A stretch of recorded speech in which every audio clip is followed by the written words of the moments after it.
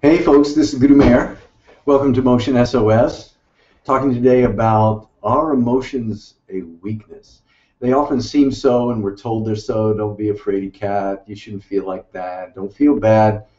And our own experiences, they make us sometimes do stupid things, and they sometimes overpower us and feel like we have no choice but to feel this way. But in fact, emotions are a great strength and source of guidance. Depends on how you use them. So let's start with how we misuse them. One is when they just take over. We don't even say I feel angry. We say I am angry. So if somebody does something to make me mad and I just lash out and hurt them, then maybe it's somebody I love and I hurt them. And so that, in that case, the emotion has controlled me. But the other way that we misuse emotions is to squash them, override them, deny them, medicate them, and not listen to the messages that they're trying to bring us. So what's the middle way, the useful way that converts these emotional messages from being a weakness that messes us up to being a strength? Well, that's to process them consciously, to get clear and calm, to be mindful, to be meditative. And that's very hard to do when you're in the midst of something. So let's say somebody at work does something to upset you, to piss you off, and so you might lash out. You might do something that gets you fired or loses them as a friend to you.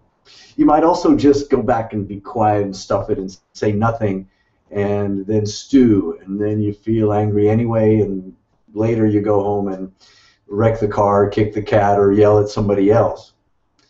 But a better idea is to just first understand, no, these aren't a weakness. There's something I'm trying to figure out here. And better to wait until later when you calm down. So you can just sit down when you're quiet later in the day and just let yourself feel angry. And pretty soon it'll subside and you can start asking, what was it about that really bothered me? And then,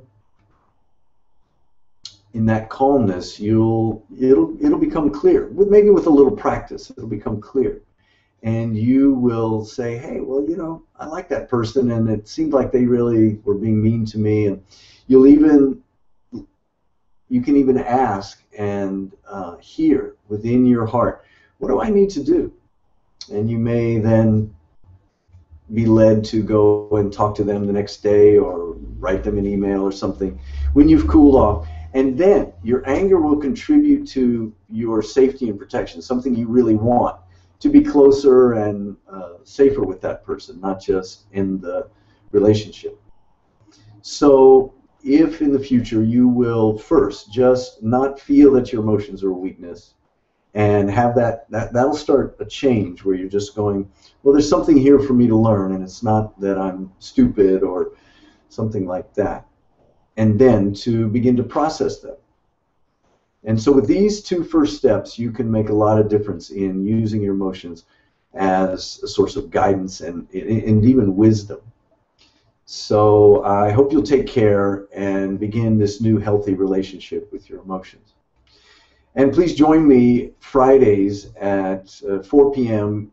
Pacific time, and we'll do an Emotion SOS Google Hangout and go a little deeper into some techniques and some common problems. So I hope to see you then. Bye-bye.